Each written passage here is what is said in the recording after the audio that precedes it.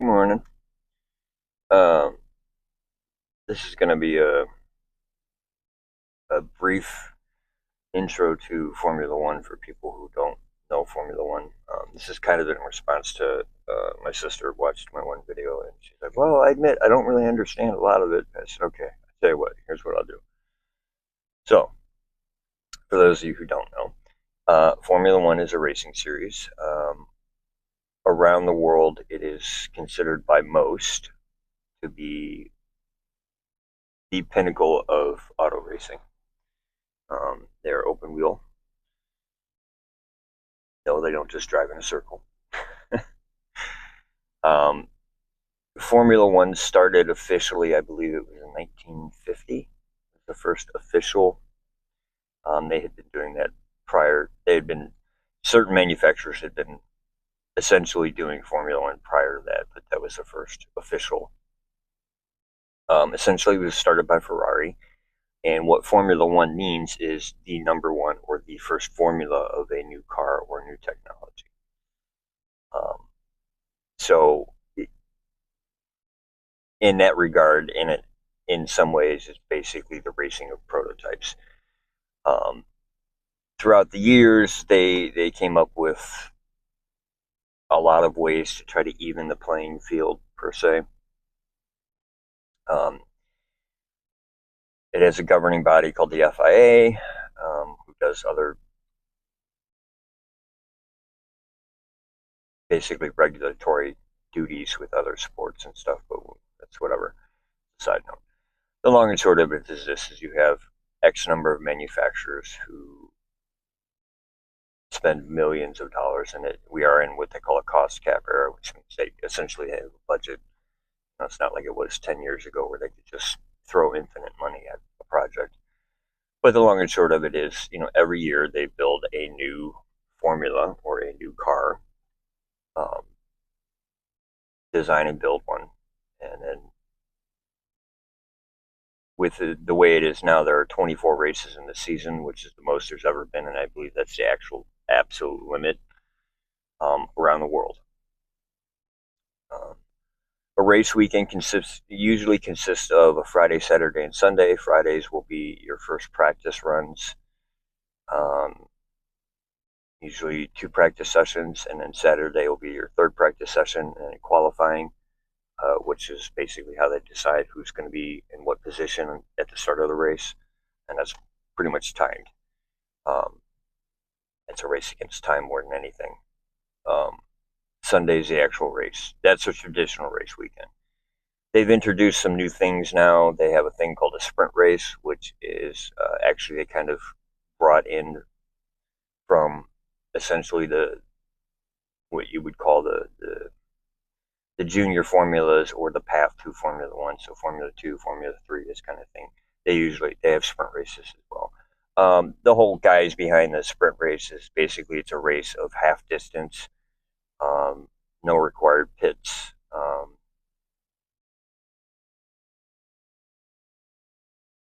It's for more entertainment. The bottom line is, unfortunately, there are purists out there who don't agree with certain things, but the bottom line is Formula One has to be entertaining. That's the only way it generates revenue. Okay, and we're talking hundreds of millions of dollars spent per team per year. I believe the current operation budget is like 165 million, and that might have actually went up with the new rule change. Um, so it's big money. Okay. um, Although I don't necessarily like the later seasons, the Netflix series Drive to Survive can give you a lot of insight and a lot of information as to what kind of goes behind the scenes, what you won't see on just a normal broadcast weekend. The first two seasons were decent. They actually followed chronological seasonal order and this kind of stuff. After that, we'll just say they took some creative licensing with their editing. Once again, it's a reality TV show, and they basically emphasized a lot of things that weren't nearly as dramatic throughout the season as what the show makes it out to be. Okay. They and a lot of people weren't happy with that. Um, how do you explain? Formula One is like playing chess at 200 miles an hour. Okay, if you don't know much about the cars or the technology or anything else that's going on, and you just sit down and watch a race, it can be relatively boring, just like any other motorsport. Um, but there's so much that happens kind of behind the scenes that you don't necessarily see during a broadcast. Um, and there are so many people involved. Most Formula One teams are thousands of people. It's not just the pit crew and this kind of stuff, and the drivers. Obviously the drivers make a lot of the fame and whatnot. Usually most of the teams have a remote, essentially race simulation headquarters somewhere that is plugged in real time to the race, and they're running hundreds upon thousands of simulations to make sure their strategies are correct and all this other stuff. And um, so when you start to get into the details and the nitty gritty of it, it's quite fascinating what goes into a race, and you know, so we'll leave that there for now. Formula One has a set of rules, technical specifications, and sporting rules and whatnot that are constantly under revision, constantly getting updated, and this kind of stuff. But every so many years, they'll go through a big rule change where they'll change like all the technical specs and all the rules of basically how the car is designed and manufactured. Um, because these manufacturers are so good at what they do, you end up with what's called convergence. So the last rule change was a big rule change. It changed essentially the way the cars generate their downforce and a lot of the aerodynamics and stuff like that, as well as a few other things, tire size and all this other whatnot. And it only took about 4 seasons for basically every team to essentially find the best solution to the current set of rules, and the competitive order was the tightest it's ever been in Formula One history. Um, a decade ago, during qualifying, between first and last position, you might have as much as 2 seconds in lap time difference. It was not uncommon this last season to see 100th of a second spread between the top 10 or 12 positions. It gets they literally measure down to 1,000th of a second when it comes down to the timings, which is good. It means everyone basically started to figure it out, and it also puts the emphasis back on the driver. Okay. The other point of Formula One is there's a lot of technologies and innovations that happen in Formula One that make it into your road cars. Most of your conveniences that you have in your road car, from power brakes to power steering to traction control to the crash structures in the vehicle,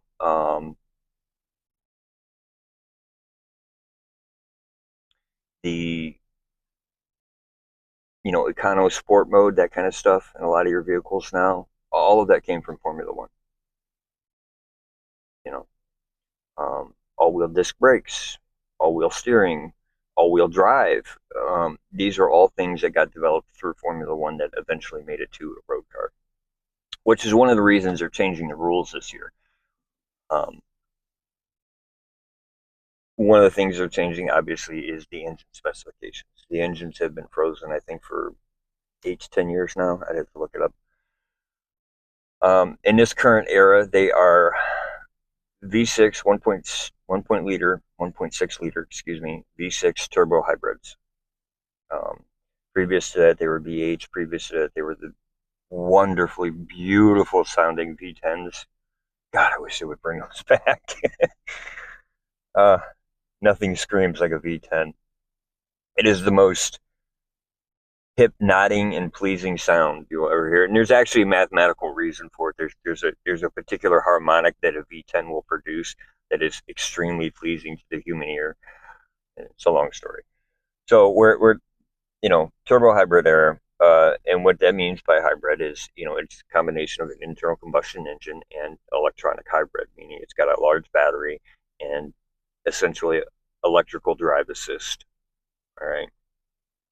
A lot of the hybrid stuff that's out in the market now was originally developed and co-developed with Formula One, as well as there is an actual full electronic series now called Formula E, totally different entity in and of itself. Um, so there's all of that, which that's where a lot of the big rumors and controversy are coming from now. Okay. Right now there are there was 4 engine manufacturers. There's Mercedes, Honda's still kind of in it, Renault's dropping out, Ford is basically now involved. So yeah, we're still at 4. Mercedes is one of the biggest suppliers. They put, obviously you've got the Mercedes team, McLaren. God, who else? Williams, and look at me go blank. Wow.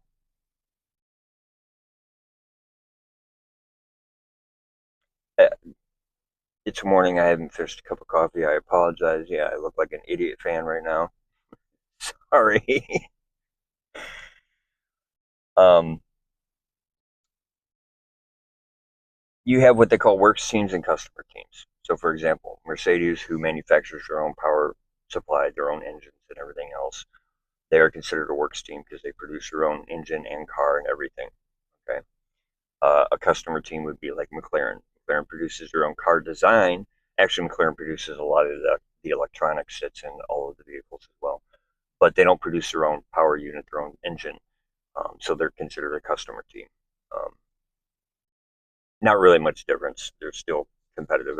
For example, McLaren finally took the world championship, uh, both drivers and constructors, this year.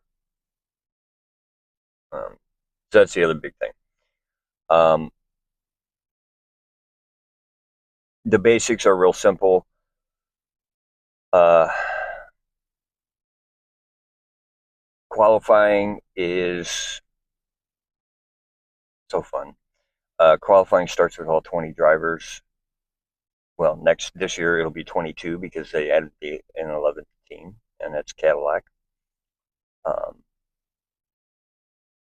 so it consists of, I think it's like 15, 12, and 10-minute sessions. Um, Usually the bottom five slowest cars get eliminated, and then they start the next session, and then they eliminate those, and then so that's how they figure out the starting grid and everything else. Uh, Winning a race obviously gives points to each driver, which goes towards the drivers' championship, but it also gives what they call constructors' points. So the team itself can win essentially a championship called the constructors' championship, and that's where the prize money is in the constructors. The drivers don't actually get any prize money. They just get paid millions of dollars to do what they do. That's the other thing a lot of people don't realize, like the amount of physical exertion that a driver goes through. They are full on athletes. I mean, they go through a regiment and go through essentially forces in the car that's equivalent to a fighter pilot. They really do. Not to mention the reaction times have to be that good as well. And a lot of people don't realize at 200 miles an hour, if you blink, um, what is it? It's like, I think it's almost 40 meters go by in the blink of an eye. Pink. Like, it's a lot. Matter of fact, if you ask drivers, I believe there's a really good short interview with George Russell out there, talking about that. Or no, Oscar Piastri, excuse me. And he reveals a little known secret that a lot of people don't know, and that is that most race drivers, and during qualifying and during a race, they almost always choose to blink once per lap at the same spot, because if they blink anywhere else, it could completely ruin the race. You know, there's all kinds of things like that. it like I said, when you really get into the details, it's quite fascinating, and it's amazing to watch, knowing all of the things that are happening in real time, and you know, um, so that's the general gist of Formula One. I mean, it's literally fighter jets on wheels, man, and it's just at 200 miles an hour. It really is. Where the difference in a position can literally come down to a thousandth of a second, which you can't even calculate what a thousandth of a second is. Like,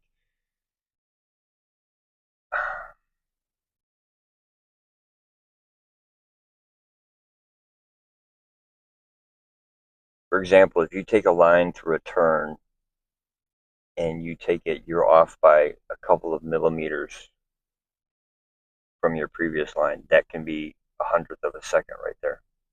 Millimeters, folks. So, this much difference. That's how precise the sport has gotten. Um, if you ever get a chance to see their steering wheels, they're so complex. Like, there'll literally be half a dozen knobs, dials, paddles, like, and there's so much information that comes up. That's the other thing. The amount of data that happens in Formula One is just insane. I mean, I think it's what, like 1,500 real-time sensors on each car. They monitor everything, um, including like fuel low, and all this other stuff. And there's a lot of rules that have gone into place for safety. Like, they no longer refuel like a lot of other racing series do, and that kind of stuff, because they had too many accidents in the pit lanes. So now they have a set amount of fuel that they can have at the beginning of the race, and they have to have a small enough amount at the end of the race to sample it, to prevent cheating, because people have done that in the past. That's going to be an interesting thing this year, like I said, with the fuel changes. So that's one of the big rules I mentioned in the last video.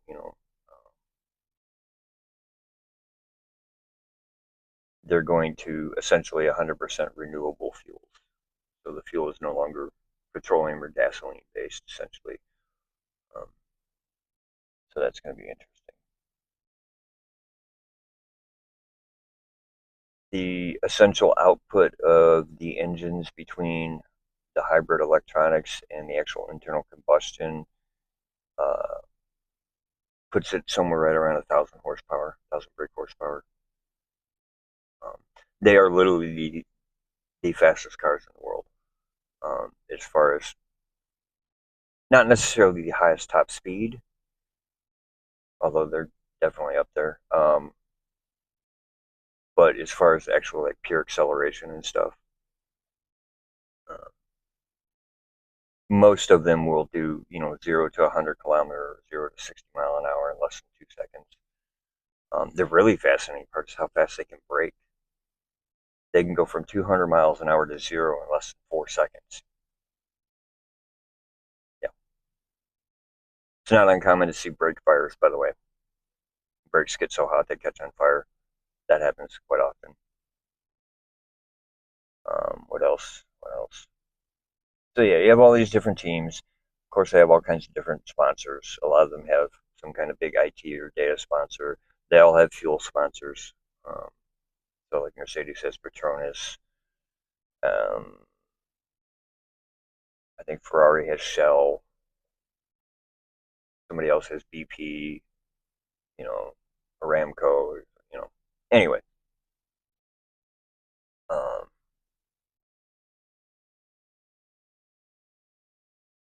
yeah, I guess I mean, like I said, as much as I don't like the series, a good introduction to kind of get an idea of all of the shit that goes into Formula One, is Drive to Survive series. And that's the other thing a lot of people don't realize. Okay, so it, you literally have this, for lack of better term, circus that travels the world, 24 locations all over the world. Now, these cars aren't just assembled one time. No, they get completely dismantled and reassembled at each new location. Okay, and they're allowed so many power supplies per year. They're allowed so many other components, so many gearboxes, all this other stuff.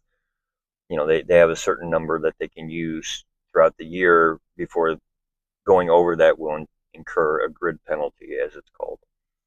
Um, so that's the other thing you have to take into consideration is that these teams, are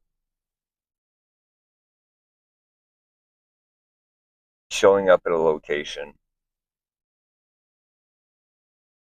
The entire pit lanes, everything gets built like almost overnight. It's all done with these like basically these really super awesome fucking RVs and stuff that like piece together. It's crazy the amount of shit that goes into Formula One. Like I said, when you really dig into it, it's quite astonishing. Um, so yeah, I'm not. I should have made this video later. I'm not awake enough to really make this video, but hey, for what it's worth.